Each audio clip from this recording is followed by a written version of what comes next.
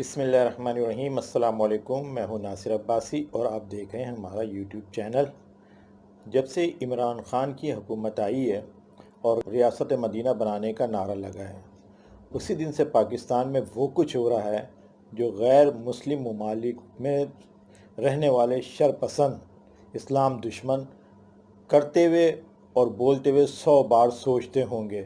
ایسا کچھ تو ہندوستان میں بھی نہیں ہو رہا، جو کہ مسلمانوں کا کٹر اور بدترین دشمن ملک ہے،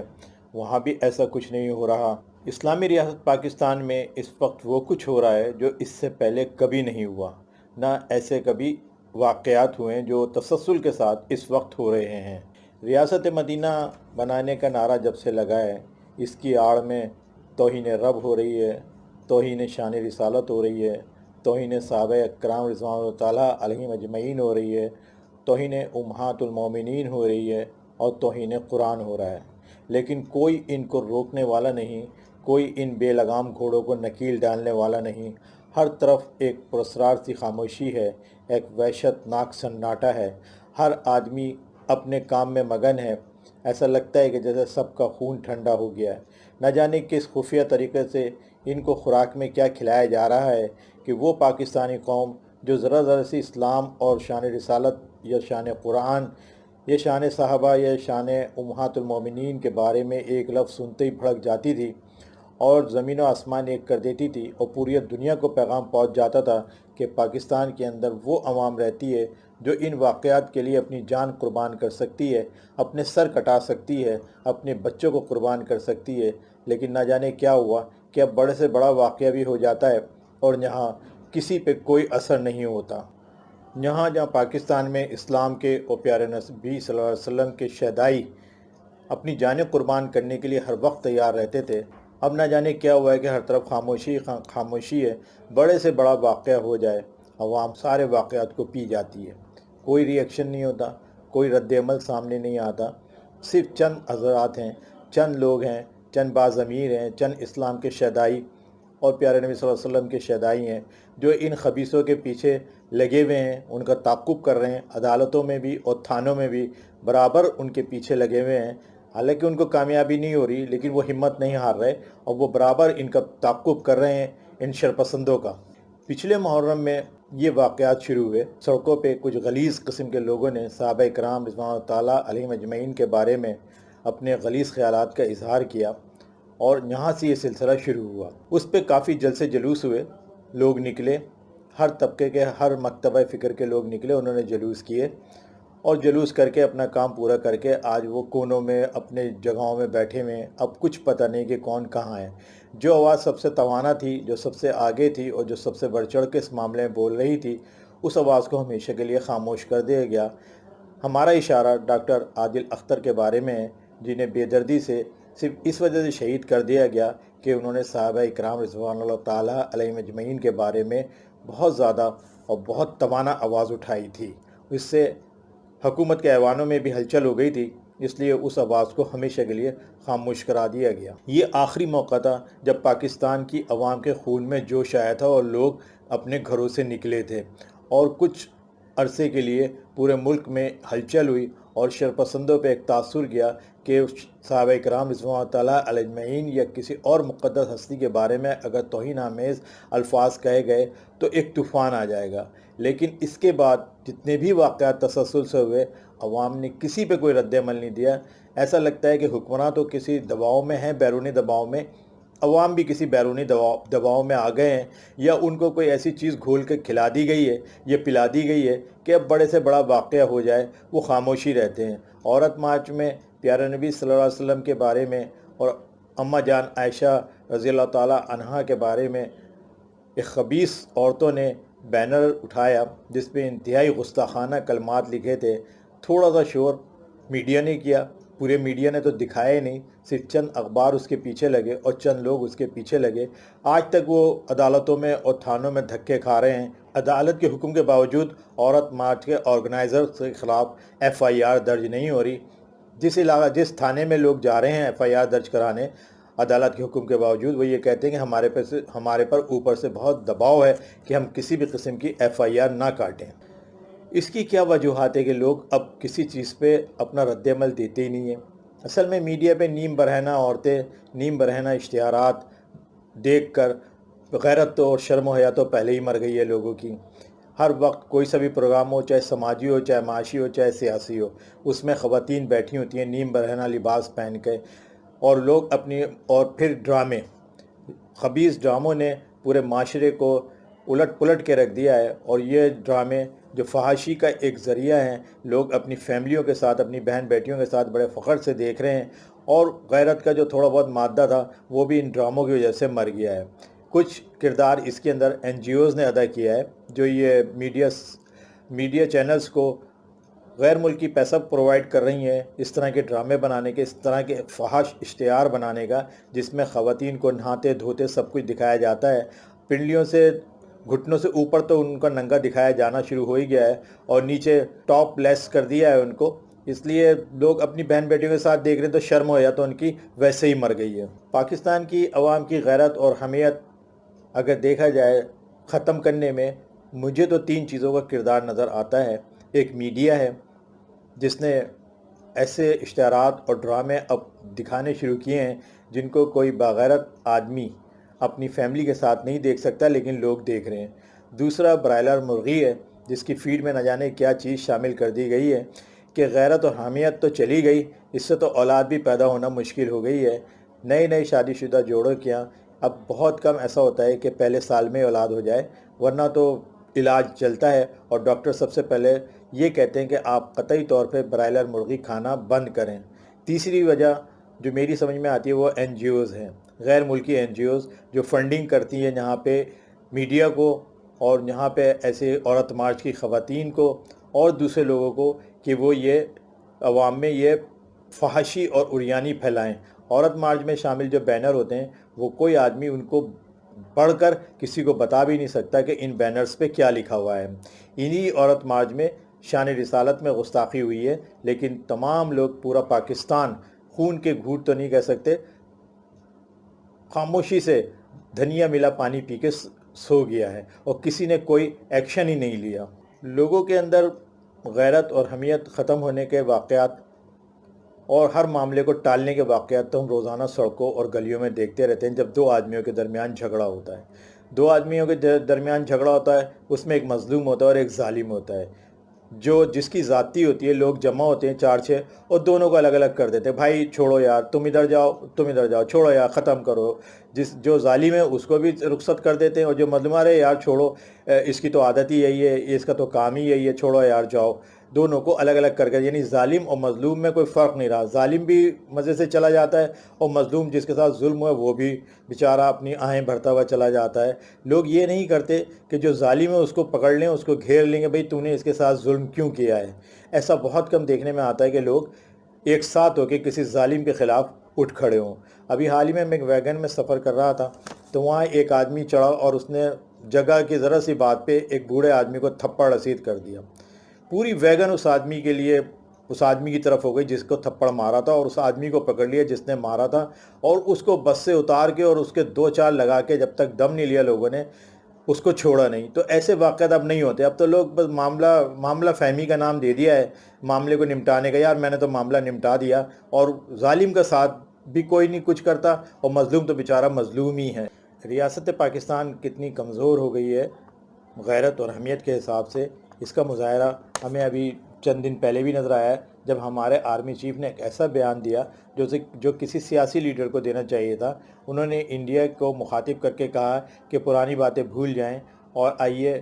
تمام معاملات ہم مذاکرات کی میز پر حل کرتے ہیں۔ یہ بیان وزیر اعظم عمران خان دیتے یا کوئی اور سیاسی لیڈر دیتا تو بہتر تھا۔ ہمارے آرمی چیف کو ایسا بیان نہیں دینا چاہیے تھا۔ ان کا یہ بیان سن کے پھر ہمیں سردار ایاز صادق کی وہ بات بالکل صحیح لگی، جو انہوں نے اسمبلی فلور پہ کہا تھا کہ آرمی چیف جب ہم یہاں اسمبلی میں آئے تو ان کے پیر کانپ رہے تھے اور چہرے پہ پسینہ تھا، صرف اس وجہ سے کہ ان کو خبر ملی تھی کہ انڈیا حملہ کرنے والا ہے۔ جب ہمارے آرمی چیف کا یہ حال ہو بقول ایاز صادق کے، تو عوام کا کیا حال ہوگا؟ عوام تو پہلے ہی اپنی فوج کو دیکھ کر ہی طاقتور ہوتی ہے۔ جب ہماری چیف کی یہ حالت ایاز صادق نے بتائی تو عوام تو پھر عوام ہے، عوام بھی ہر معاملے کو اب اوائڈ کرنے لگی ہے۔ عوام کو نہ معلوم کیا چیزیں گھول کے کھلائی جا رہی ہیں، جس سے اب عوام کا خون بالکل ہی ٹھنڈا ہوتا جا رہا ہے۔ ہاں، خیراتی ادارے کھولے جا رہے ہیں، جیسے زکوٰۃ، صدقات کے کھانے کھلا کھلا کے عوام کو اور مزید غیرت سے بے غیرت بنانے میں کامیابی کی جا رہی ہے، بجائے یہ کہ ان کو کاروبار مہیا کیا جائے، ان کو کسی کام پہ لگایا جائے۔ جگہ جگہ خیراتی ادارے گورنمنٹ کھول رہی ہے اور مفت کی روٹیاں توڑنے کی لوگوں کو عادت بنا رہی ہے کہ صبح شام مفت کی روٹیاں توڑیں۔ اسی طرح جتنے بھی یہ خیراتی ادارے ہیں، انہوں نے جگہ جگہ دسترخوان لگائے ہوئے ہیں، صبح سے شام تک تینوں وقت کھانا کھلا رہے ہیں، لوگ کھانا کھا رہے ہیں زکوٰۃ کا، خیرات کا، صدقات کا، یہ سوچے بغیر کہ یہ ان کے لیے جائز بھی ہے یا نہیں جائز ہے، یا ان کے یہ کھانا جب ان کے پیٹ میں اترے گا تو اس کے کیا اثرات ان کی ذات پر مرتب ہوں گے۔ ریاست مدینہ کا نعرہ لگانے والے کیا بتا سکتے ہیں کہ ریاست مدینہ میں کتنے لنگر خانے ہوتے تھے؟ لوگوں کو کام دیا جاتا تھا، کام لیا جاتا تھا لوگوں سے، اور جو مظلوم تھے ان کی مالی امداد کی جاتی تھی۔ لنگر خانے نہیں کھولے جاتے تھے ریاست مدینہ میں، بیت المال سے ان کی مالی امداد کی جاتی تھی، ان کے وظیفے مقرر کیے جاتے تھے۔ اس وجہ سے لوگ اس وقت اتنی غیرت مند تھے کہ دشمن کے خلاف بہادری سے لڑا کرتے تھے، اور سپہ سالار جو تھے فتح پہ فتح حاصل کرتے تھے، لیکن یہ نہیں ہوتا تھا کہ ان کے چہرے پہ گھبراہٹ ہو یا ان کے پیر کانپ رہے ہوں دشمن کی طاقت کا اندازہ لگا کے۔ دشمن مسلمانوں کے مقابلے میں کچھ بھی نہیں ہے۔ حضرت خالد بن ولید رضی اللہ تعالیٰ عنہ نے کہا تھا کہ یہ مردہ ہیں۔ اللہ تعالیٰ قرآن میں فرما رہے ہیں کہ جو اللہ کا ذکر نہیں کرتے وہ مردہ ہیں، تو مردہ سے کیا ڈرنا۔ ہم ایک کے اوپر 1,00,000 پہ ایک ہی کافی ہیں، لیکن ہم ہتھیاروں پہ بھروسہ کیے بیٹھے ہیں۔ محرم سے شروع ہونے والے یہ واقعات تسلسل کے ساتھ ہو رہے ہیں۔ عورت مارچ ہوا، اس کے بعد پھر ابھی ایک خبیث سندھ میں کوئی ہے عمر جلیل نام کا آدمی، جس نے رب کائنات کی شان میں انتہائی گستاخی کی ہے، اور جس جگہ وہ تقریر کر رہا تھا اور رب کی شان میں گستاخی کر رہا تھا تو وہاں دیگر بیٹھے ہوئے جو لوگ تھے تالیاں بجا رہے تھے اور قہقہے لگا رہے تھے۔ ارے خدا کے بندو، اس ملحد اور اس مرتد کو فوراً ہی وہاں روکنا چاہیے تھا اور اس پہ پل جانا چاہیے تھا، لیکن وہاں اس کو روکنے اور ٹوکنے والا کوئی نہیں تھا، کیونکہ یہ ایک مافیا ہے۔ یہ پورے ملک میں ایک مافیا ہے، وزیر اعظم کے بھی ارد گرد مافیا بیٹھی ہے، جو اس طرح کے واقعات کروا کے پاکستان کے عوام کے لوگوں کا ایمان کا ٹیسٹ کر رہے ہیں، ایمان چیک کر رہے ہیں کہ ان کا ایمان کی اب کہاں تک پہنچ چکا ہے۔ اور ان تمام واقعات کے بعد یہ لگتا ہے کہ ایمان کی سطح بالکل ہی نچلی نمبروں پر آ چکی ہے۔ اب ایمان کتنا بھی بڑے سے بڑا واقعہ ہو جائے، لیکن لوگوں کا ایمان میں جوش نہیں آتا، خون میں جوش نہیں آتا، ان کا خون ٹھنڈا ہو چکا ہے۔ ملک میں کسی کے بھی بارے میں کوئی بھی خرافات بک دے، کوئی بھی گستاخانہ کلمات ادا کر دے، لوگ ایک کان سے سنتے ہیں اور دوسرے کان سے اڑا دیتے ہیں۔ اور میڈیا کو تو خاص طور سے اوپر سے آرڈر ہے کہ اس قسم کی بات میڈیا پہ تو نشر ہی نہ کی جائے۔ نہ پرنٹ میڈیا نشر کرتا ہے، نہ پرنٹ میڈیا سے بتاتا ہے، اور نہ الیکٹرانک میڈیا پہ یہ بات نشر ہوتی ہے، بڑے سے بڑا واقعہ ہو جاتا ہے۔ سندھ میں تو خاص طور سے آج کل یہ واقعات تسلسل کے ساتھ ہو رہے ہیں۔ اندرون سندھ میں صحابہ کرام کی گستاخی ہو رہی ہے، شان رسالت میں گستاخی ہو رہی ہے، لیکن میڈیا بالکل خاموش ہے۔ اخبارات کے ذریعے وہ بھی کوئی اخبار ہے جو اس کے بارے میں اطلاع دیتا ہے، سارے اخبارات تو یہ سارے واقعات کو پی جاتے ہیں۔ صرف چند ایک اخبارات ہیں جو اس بارے میں اطلاع دے دیتے ہیں، تو عوام کو پتہ چل جاتا ہے کہ ملک میں یہ خبیث مافیا کتنا طاقتور ہو گیا ہے، اور یہ لوگوں کے ایمان کو ہر وقت، ہر 2-3 پہلے تو سالوں میں چیک کیا جاتا تھا، اب تو ہر مہینے 2 مہینے بعد مسلمانوں کا پاکستان کے ایمان چیک کیا جا رہا ہے کہ ان کے ایمان کی سطح اب کہاں تک پہنچی ہے۔ عوام کی تو بات ہی کیا ہے، ایسے بڑے بڑے واقعات ہو گئے، کسی مذہبی جماعت نے، سیاسی تو وہ ہو گئے ہیں، کسی مذہبی جماعت کی طرف سے ایک بھی کوئی بات نہیں آئی، چاہے وہ JUI ہو، چاہے جماعت اسلامی ہو، چاہے جمعیت علماء پاکستان ہو، چاہے تحریک لبیک یا رسول اللہ ہو، یا ST ہو، یا اور دیگر جتنی جماعتیں ہیں۔ اتنے بڑے بڑے واقعات ہو گئے۔ یہ اب تازہ واقعات ملاؤن عمر جلیل کا ہے، لیکن کسی بھی مذہبی جماعت کے سربراہ یا اس کے کسی نمائندے کی طرف سے ایک لفظ بھی نہیں کہا گیا ہے۔ سب ایسے ہو گئے ہیں کہ اب اس ملک میں شان رسالت کی توہین ہوتی رہے، شان رسالت میں توہین ہوتی رہے، امہات المومنین کی توہین ہوتی رہے، صحابہ کرام رضوان اللہ تعالیٰ علیہم اجمعین کی توہین ہوتی رہے، اور اب تو بڑھ کر رب کائنات کی بھی توہین ہو رہی ہے۔ لیکن ہر طرف ایک پراسرار خاموشی اور وحشت ناک سناٹا ہے، ہر طرف لوگ اپنے اپنے کاموں میں مشغول ہیں۔ میڈیا نے ان کو اصل میں 2 لفظ دے دیے ہیں، موج مستی اور ہلہ گلہ۔ ہر شخص موج مستی اور ہلہ گلہ میں لگا ہوا ہے، ہر بات کو موج مستی میں اڑا دیتا ہے، ہر بات کا ہلہ گلہ کر لیتا ہے۔ اس لیے یہ تمام جتنی بھی ملک میں تسلسل کے ساتھ واقعات ہو رہے ہیں یہ سب ہلہ گلہ میں لوگ اڑا رہے ہیں۔ عمران خان کی جب سے حکومت آئی ہے ان کو بین الاقوامی شاذسی ٹولے نے گھیر لیا ہے، ان کے کارندوں نے، اور یہ وہی شاذسی ٹولہ ہے جو پوری دنیا میں مسلمانوں کے خلاف سرگرم عمل ہے، ان کی شعائر اسلام کے خلاف سرگرم عمل ہے، پیارے نبی صلی اللہ علیہ وسلم کی شان رسالت کے خلاف سرگرم عمل ہے، اور دوسرے واقعات کے خلاف، دوسرے مقدس ہستیوں کے خلاف سرگرم عمل ہے۔ یہ انہی مافیا کے کارندوں نے پورے ملک میں اپنا جال بچھایا ہوا ہے، اور خاص طور سے وزیر اعظم کو انہوں نے چاروں طرف سے گھیرا ہوا ہے، اور وزیر اعظم ایسے ہیں کہ ان کے کان پہ جون تک نہیں رینگتی، نہ انہوں نے عورت مارچ پہ کوئی بیان دیا، اور ابھی امر جلیل کا جو واقعہ ہوا ہے اس پہ وزیر اعظم کا بیان دیا۔ وزیر اعظم نے صرف ایک ہی نعرہ یاد کیا ہوا ہے کہ ہم پاکستان کو فلاحی ریاست بنائیں گے، ریاست مدینہ بنائیں گے، لیکن ریاست مدینہ میں کبھی بھی مقدس ہستیوں کے بارے میں ایک لفظ کسی نے نہیں کہا، اور اگر کہا گیا تو اس کی گردن اڑا دی گئی۔ لیکن پاکستان میں تو ایسا لگ رہا ہے کہ اب مکمل آزادی دے دی گئی ہے کہ جو جی چاہے بکواس کرے مقدس ہستیوں کے بارے میں، اسے کچھ نہیں کہا جائے گا، نہ اس کے خلاف تھانوں میں ایف آئی آر کٹے گی، نہ عدالتوں میں مقدمات چلیں گے۔ اگر عدالتوں کی طرف سے ان کو کوئی سزا ہو بھی گئی تو اس پہ عمل درآمد نہیں کیا جائے گا۔ اب ہم اس کے بارے میں اب مزید کیا کہہ سکتے ہیں؟ ہم یہی کہہ سکتے ہیں اللہ تعالیٰ کوئی ایسا معجزہ دکھائے کہ پاکستانی عوام دوبارہ سے دینی معاملات میں اپنی غیرت و حامیت کو زندہ کر لے، اور جو بھی خبیث اس ملک میں شان رسالت میں گستاخی کرے، صحابہ کرام رضوان اللہ تعالیٰ علیہم کی شان میں گستاخی کرے، امہات المومنین کی شان میں گستاخی کرے، اور اب سب سے بڑھ کر رب کائنات کی شان میں گستاخی کرے تو اس کی زبان کھینچ دی جائے۔ حکومت کو بھی اس بارے میں اپنا کردار ادا کرنا ہوگا، اس کو بھی کچھ غیرت اور حمیت کا مظاہرہ کرنا ہوگا۔ آخر اس ملک کے نام کے ساتھ اسلامی جمہوریہ پاکستان لکھا ہوا ہے۔ پاکستان میں وہ جو کچھ ہو رہا ہے جو دیگر کسی مسلم ملک میں ایسا نہیں ہو رہا، اور ہم پوری دنیا میں نشانہ بن رہے ہیں، مذاق بن رہے ہیں کہ پاکستان جو ایک نظریے کے بنیاد پہ قائم ہوا تھا، اسلام کی بنیاد پہ قائم ہوا تھا، جس کو قائد اعظم نے فلاحی ریاست بنانے کا وعدہ کیا تھا، سوچا تھا، وہاں کیا کچھ ہو رہا ہے، اور ہمارے حکمراں خواب خرگوش کے مزے لے رہے ہیں۔ ہمیں امید ہے کہ یہ جو تازہ واقعات ہوئے ہیں ان پہ حکومت ضرور کچھ نہ کچھ سنجیدگی سے کرے گی، اور خاص طور سے وزارت مذہبی امور اس بارے میں اپنا کردار ادا کرے گی۔ عورت مارچ کی ایف آئی آر درج ہونے کا حکومت خود آرڈر کرے گی، اور یہ امر جلیل نے جو اب رب کائنات کی شان میں گستاخی کی ہے اس کے بارے میں بھی حکومت خود فیصلہ کرے، اس سے پہلے کہ عوام اس کے خبیث کے بارے میں فیصلہ کر لیں۔